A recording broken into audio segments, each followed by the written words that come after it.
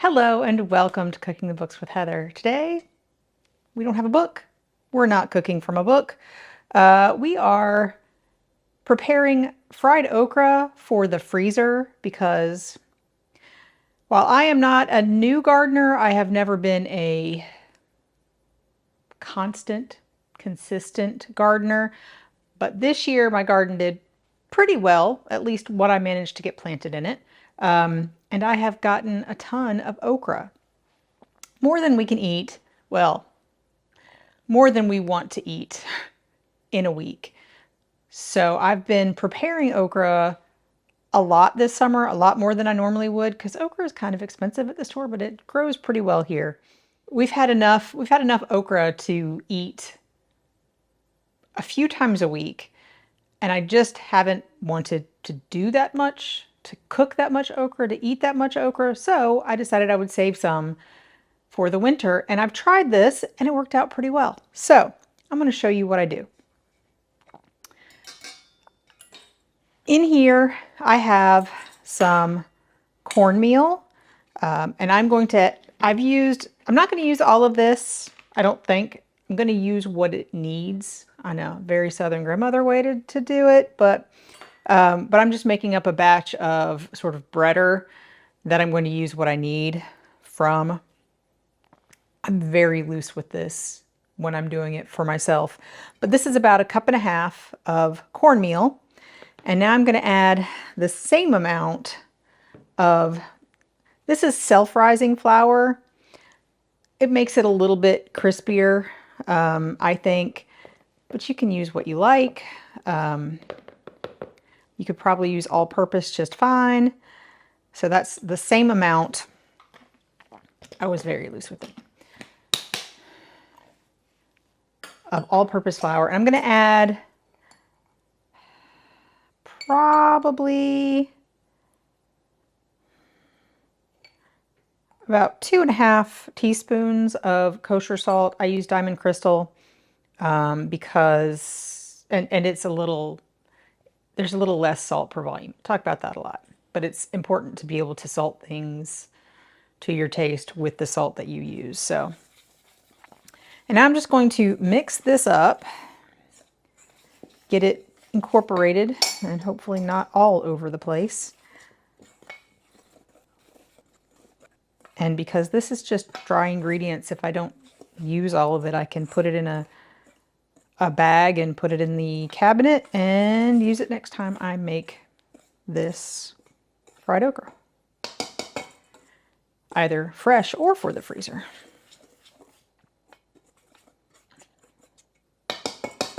There we go. Now I'm going to put this away so it's not in my way. So in here I have what is trimmed about 1.3-ish pounds of okra. Before I trimmed it, it was probably about 1.5 pounds. I've cut them into, I don't know, 1/2 inch maybe slices. You can cut it however you like it. I have not tried it this way with larger pieces, and I think this partially works because they're smaller-ish pieces, so they freeze pretty well and pretty independently.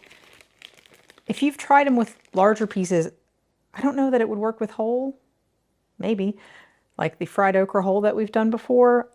I've never tried that. This is how we eat it most of the time, so this is fine for us. And I'm going to pour in some buttermilk. In here's a 1/2 cup. I'm only going to pour in what I think it needs. I'm thinking about 1/4 cup. But we want to just sort of coat all of it. So I'm going to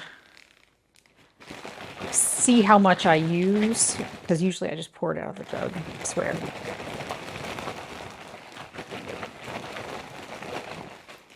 Yeah, this needs a little bit more. A friend of mine uses egg. That splashed everywhere. Uses an egg wash when she makes okra.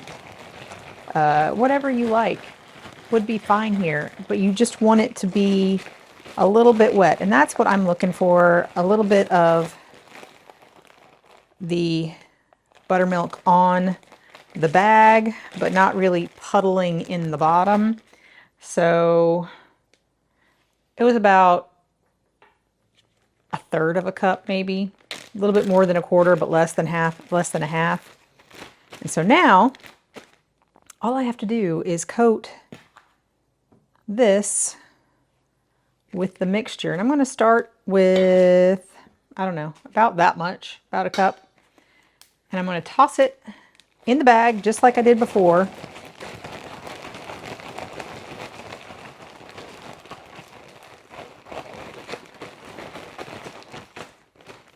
And at this point, more is a little too much is better than not quite enough.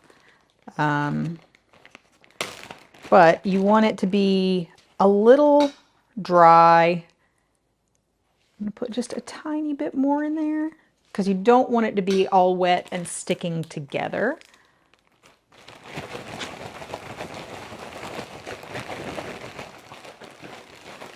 This is probably the best that I've done so far. Usually it's a little too wet. So there we go. And now you can see they're kind of lightly coated, and that's how we like our okra, is with a very light breading on it. So I'm gonna put these things away. Well, out of my way. And now I just have a sheet pan with some, not parchment. You could use parchment here, but this is just wax paper. So since we're not cooking with it, I just use wax paper. And we're going to spread it out in a single layer, or as close to a single layer as we can get. I will probably need to make another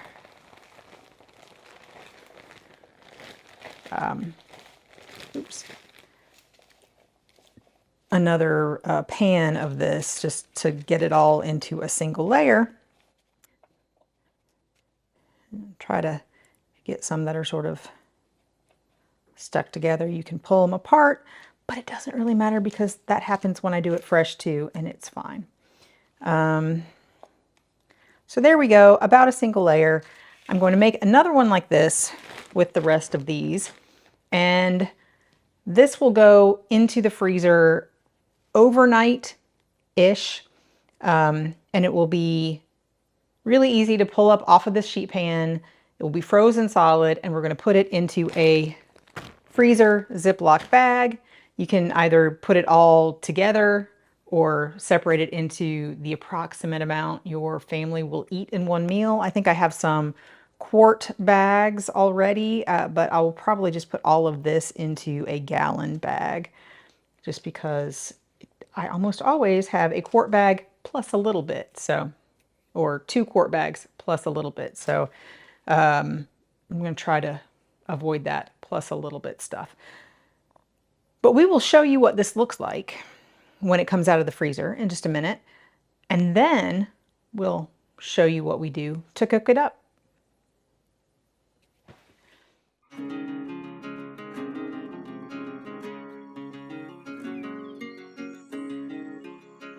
I have just used this pan for another recipe, but now I'm going to go ahead and fry some of our okra that we have in the freezer.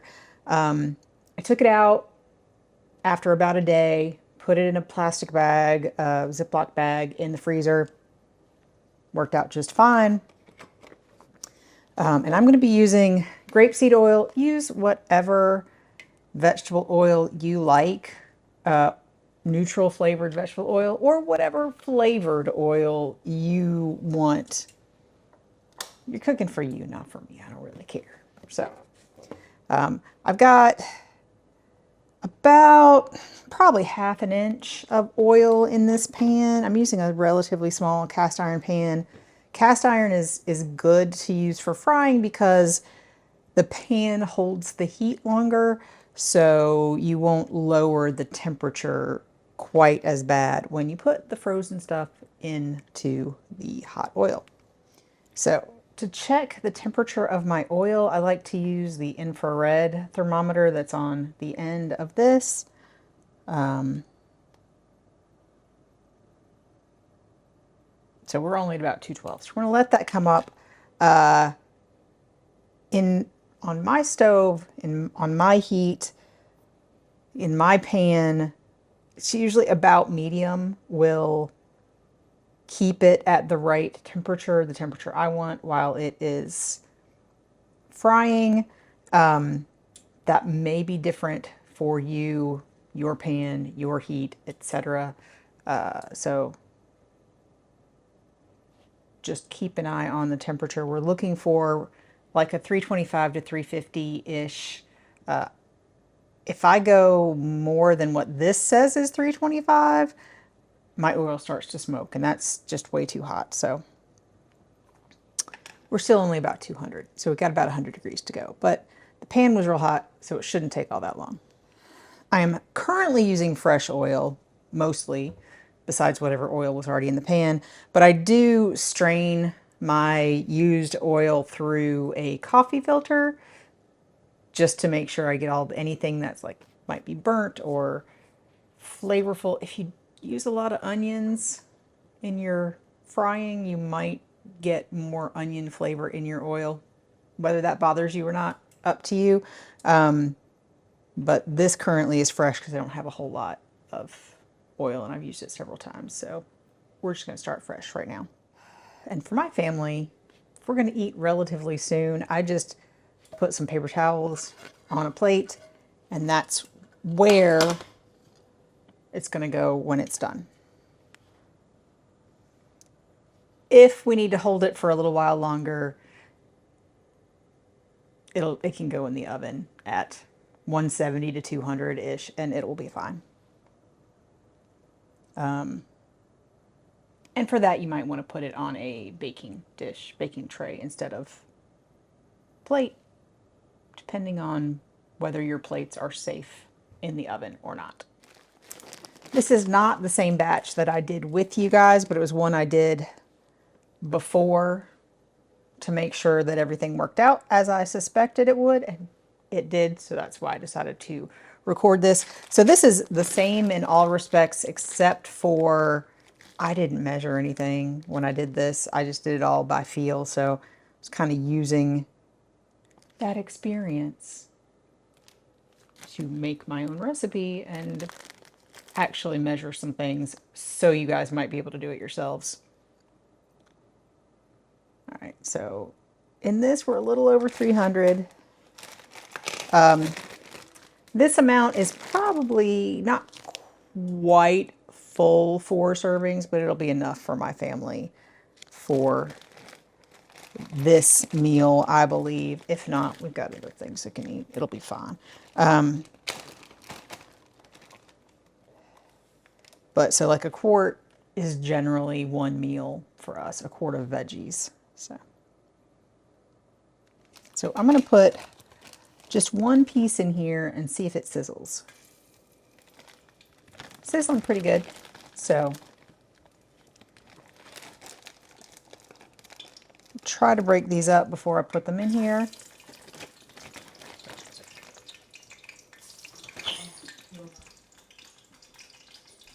I am filming. Are you filming still? Okay.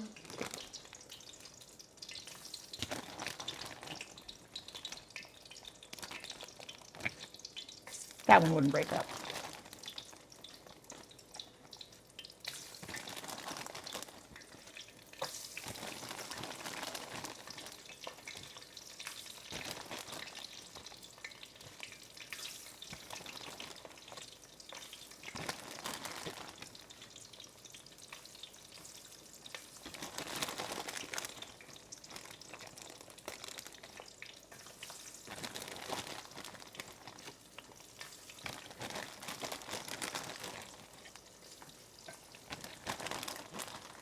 Now, you can kind of crowd this pan as long as there's enough oil that it's all touching the oil and frying at the same time. That is absolutely fine. I think over here we're not getting quite the same experience, quite as much frying. So I might need to let my oil come back up to temperature a little bit. It needs to be a little bit hotter than what it is right now, so I'm going to not add any more just yet. I'm going to go ahead and start adding some more now that it's frying better. So just keep an eye on it.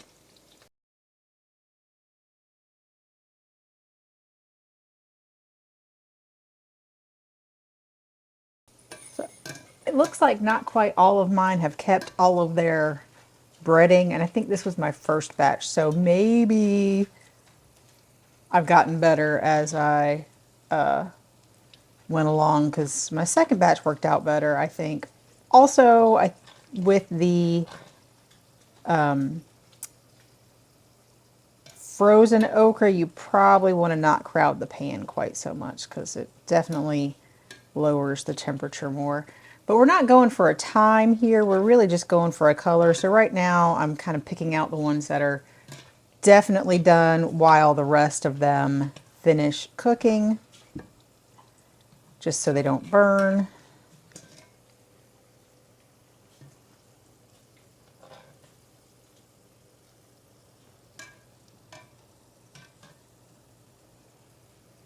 I think we're just about almost all done, but there are a bunch of bits on the bottom that they lost, but that happens even when you do this fresh, so I'm not too afraid of that.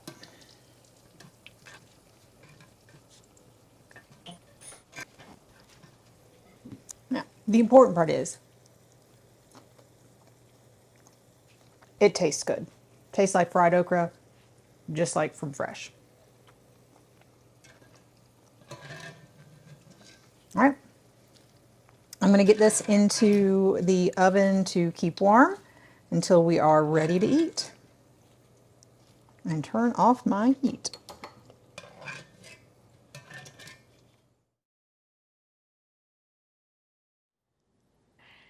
In this episode of Cooking the Books with Heather, you watched me make my own fried okra and prep it for the freezer and fry it from the freezer.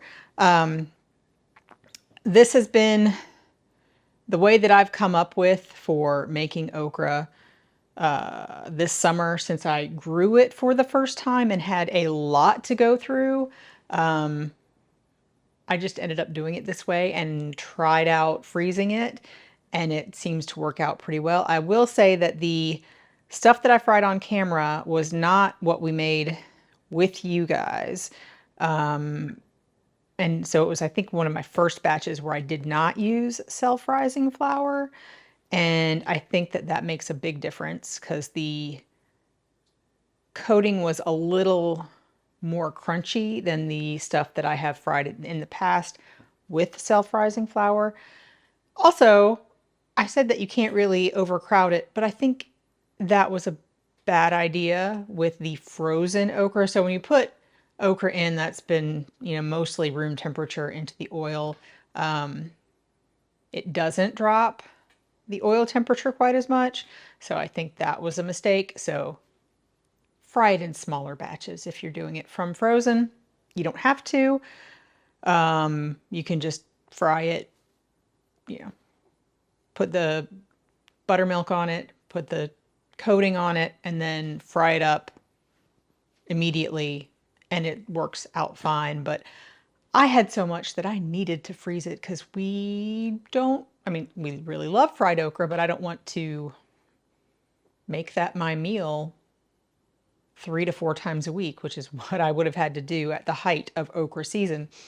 So if you're like me and you had a ton of okra this year and needed to figure out what to do with it, hopefully that helped you like it helped me.